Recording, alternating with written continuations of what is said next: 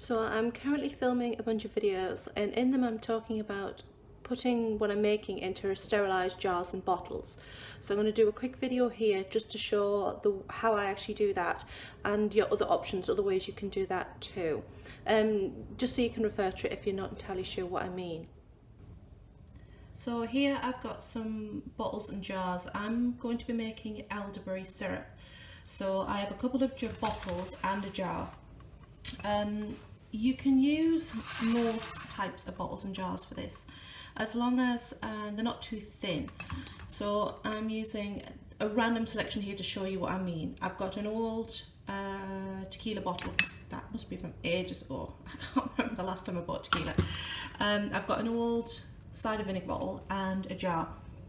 So the reason I'm using these to show you is that if you have bottles that have had high alcohol in them, like tequila or brandy or anything like that, you can reuse these bottles. Sometimes you can reuse these without sterilising them, and I'll explain why in a moment. But the reason I've got these two bottles is because it's elderberry syrup. It'll be easy to pour out onto a spoon to measure out a dose every day.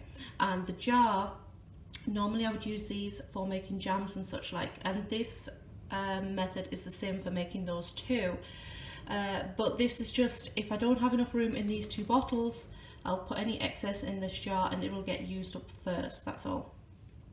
So if you're making something such as elderberry syrup or a tincture or some such, tinctures tend to have alcohol in them, so you don't technically need to sterilise a bottle that's had alcohol in it, provided it hasn't been washed out. If this was empty and I'd just poured the last of the dregs into a glass, this could then be sealed up and then a tincture made and put into that bottle, and it would be perfectly fine. It would keep perfectly fine because tinctures are made with alcohol. But I'm putting elderberry syrup in, so it's not going to have alcohol in it. So I need to sterilise this bottle along with these. I've washed these out, although they were clean to begin with. I tend to keep a supply of jars and bottles for preserving anyway. It's just, I've made jams since I was at school. It's just one of those things we do in our family. So I just pulled these out of stash and give them a quick rinse out and put them in here. And as you can see, there is still water in these, but it doesn't matter because the way I'm going to be sterilising these is in the oven. So I've put these onto a stainless steel tray. This one's not ideal because it's a little bit thin. I recommend something a little thicker than this normally. You want something that isn't going to warp in the oven as it heats up, and this one might, but my other baking tray, which is about the same sort of size, has ridges in the bottom. It's more of a roasting tin, and that would make these bottles sit squint. It would be okay if it was just jars, they'd be okay, but not with the tall bottles. So what I'm going to do is I'm going to move my oven shelves so that this tray can fit in with this height of bottle easily without getting caught when I go to put them in. But I won't turn the oven on yet. I will put these in first and then turn the oven on. And the oven I will be putting on to around about, I'll try and translate this into centigrade and Fahrenheit, but I'll be putting on to around about 120 centigrade Celsius. I'm not sure what that is in Fahrenheit, but I'll put that up on the screen here.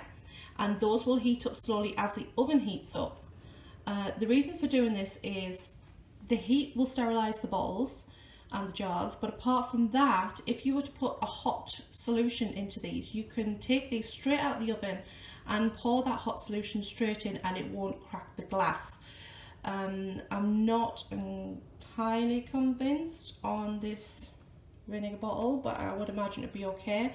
But I probably won't be putting the syrup in immediately, so that's not quite as big a problem.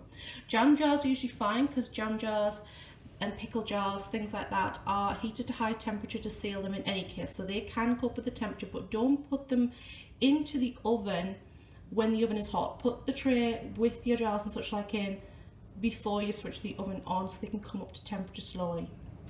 I've also put the caps in, so it'll be sterilising those too. But there are other ways you can sterilise as well that doesn't involve an oven. One of the ways is that you could use a pan of boiling water. So you put your items in, bring it up to temperature, bring it up to boil, and you can boil that for 10 minutes and make sure everything's submerged, there's no air pockets, and that will sterilize too. It's kind of the way you taught when I have my boys, a way of sterilising baby bottles if you don't have sterilising solution. The principle's still the same, you're still doing exactly the same thing, you're using the temperature to kill any bacteria off. Another way is you could use sterilising tablets. Again, the same sort you would use for baby bottles or anything like that. So I don't know if Milton is still around, but that sort of thing. The only thing I would say is it will leave a taint. Same if you use a sterilising solution usually used for brewing. If you're making wine, you'd buy sterilising tablets, Campden tablets, to crush up for sterilising demijohns, and you can use those too. The only thing I would say is that you will need to rinse them afterwards, but don't rinse them with tap water straight from the tap. What you want to do is boil some water in your kettle and let it go cold or cool, you know, so it's not hot, and then rinse those out with the previously boiled water. Same way you would do with baby, if you've had children before, if you would do with baby bottles, if you use sterilising solution, you'd rinse out with previously boiled water. And that's another way you can sterilise bottles and jars. And those would be my main tips. So I'm going to put these in the oven now and switch the oven on to heat up, and I'll just leave them to sit in there whilst I make my elderberry syrup. And then when that's ready for bottle and jar, and these will all be dried out, the heat from the oven will have dried them. And that's another point. If you're using water to sterilise them or sterilising solution and you rinse them out, you will need to leave them to dry, unless you're doing something like, you could probably get away with it with an elderberry syrup because it's a water-based solution, although it's got sugar in it. As long as they're well drained and not a puddle of water in the bottom of them, it should be fine to have a little bit of water in there because it's sterilised water.